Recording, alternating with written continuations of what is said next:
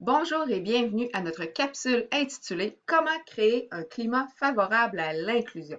Alors, vous êtes peut-être un entraîneur qui souhaitait inclure un sportif qui présente une déficience intellectuelle ou d'autres besoins particuliers dans votre équipe. Eh bien, cette capsule est pour vous. On a déniché 6 idées, 6 suggestions pour vous aider à créer un climat plus inclusif dans votre équipe. Alors, je vais tout de suite céder la parole à Alexia, qui est entraîneuse de gymnastique et finissante en ergothérapie, pour vous les présenter. Bonjour, je suis heureuse de vous présenter les 6 stratégies qui vont vous permettre de créer un climat favorable à l'inclusion. Donc, la première idée, c'est d'apprendre à connaître le ou les sportifs qui présentent une déficience intellectuelle pour établir une relation de confiance. On vous invite à poser des questions aux sportifs et à ses proches sur ses capacités, ses forces et ses défis, ses objectifs, ses intérêts et ses expériences sportives antérieures, mais aussi sur sa condition physique et toute autre considération médicale dont il faut tenir compte dans l'entraînement. Au besoin, vous pouvez consulter d'autres personnes qui connaissent bien le sportif inclus dans votre groupe, comme un parent ou un intervenant, pour avoir des conseils sur les meilleures façons d'interagir avec le sportif ou de gérer certaines situations.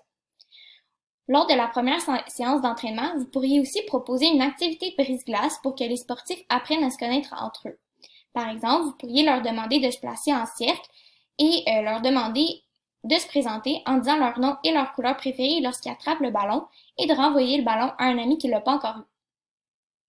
La deuxième idée qu'on vous propose, c'est de prendre le temps d'accueillir le sportif au sein du groupe en sensibilisant les pairs à la différence et à l'importance de l'esprit d'équipe.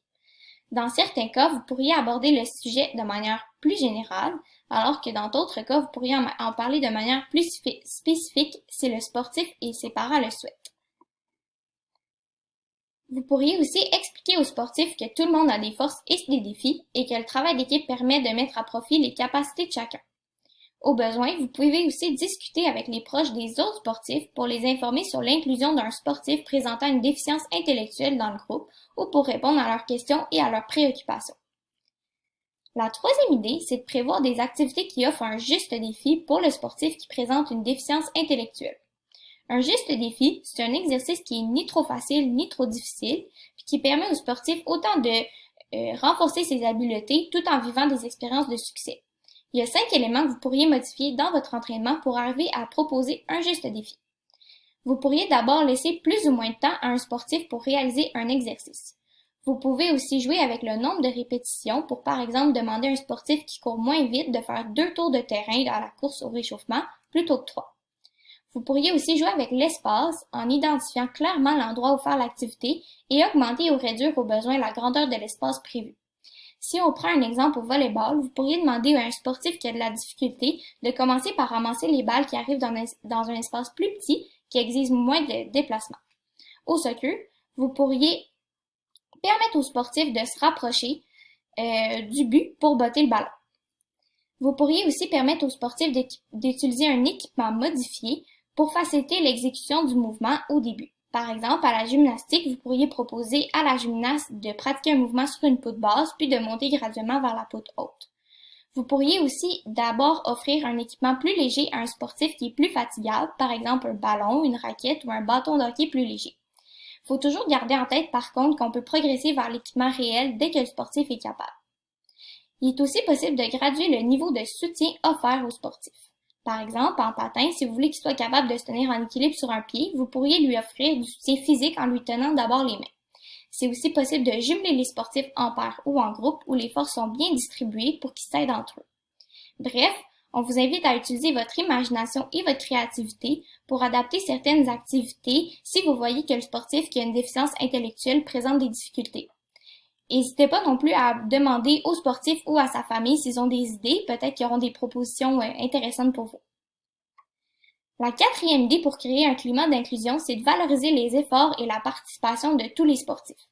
Comme entraîneur d'un groupe incluant un ou plusieurs sportifs présentant une déficience intellectuelle, c'est important d'encourager la participation de tous plutôt que de mettre l'accent sur la compétition entre les sportifs.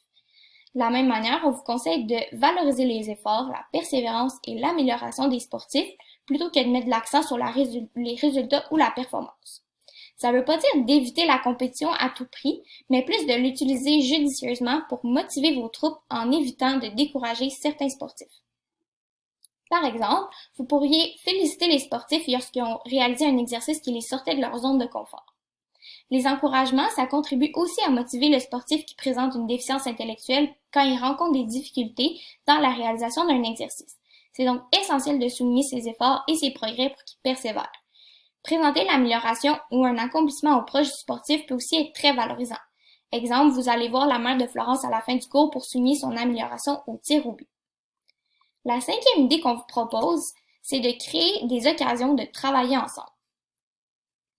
Comme entraîneur, vous pourriez faciliter les interactions entre les sportifs à travers des discussions de groupe ou lors d'activités qui visent à atteindre un but commun. Par exemple, vous pouvez organiser une course à obstacles en équipe en y intégrant la pratique d'habiletés spécifiques à votre sport. Pour faire partie de l'équipe gagnante, les sportifs doivent s'encourager et travailler en équipe. Vous pourriez aussi leur demander de travailler ensemble pour ramasser l'équipement en moins de 3 minutes à la fin du cours. C'est ce qui nous mène à la sixième idée qui est d'encourager l'entraide entre les sportifs d'un groupe.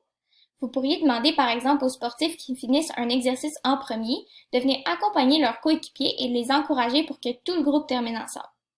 Vous pouvez aussi lancer un défi à l'ensemble des sportifs pour stimuler l'entraide.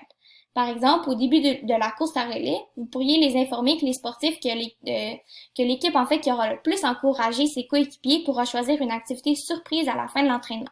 Ça va permettre de motiver les sportifs à s'encourager, mais aussi à contribuer à renforcer la cohésion entre les membres du groupe. Pour encourager l'entraide, vous pourriez aussi mettre en place du soutien par les pairs durant les entraînements en jumelant un sportif qui présente une déficience intellectuelle à un sportif qui n'en présente pas. Ce soutien devrait être mis en place après avoir discuté avec les sportifs pour connaître ce dont ils ont besoin pour mieux réussir.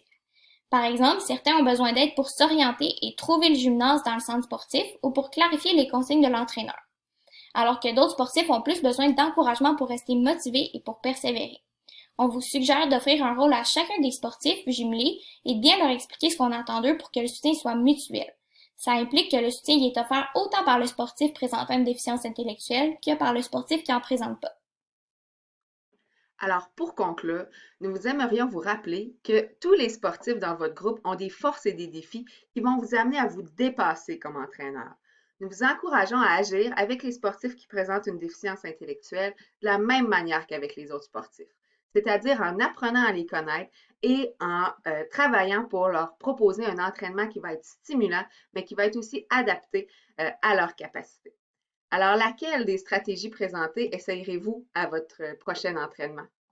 Si vous voulez plus d'informations pour optimiser les effets du sport sur l'inclusion sociale, nous vous invitons à consulter le guide pour la mise en place de stratégies d'inclusion par le sport. Je vous remercie beaucoup.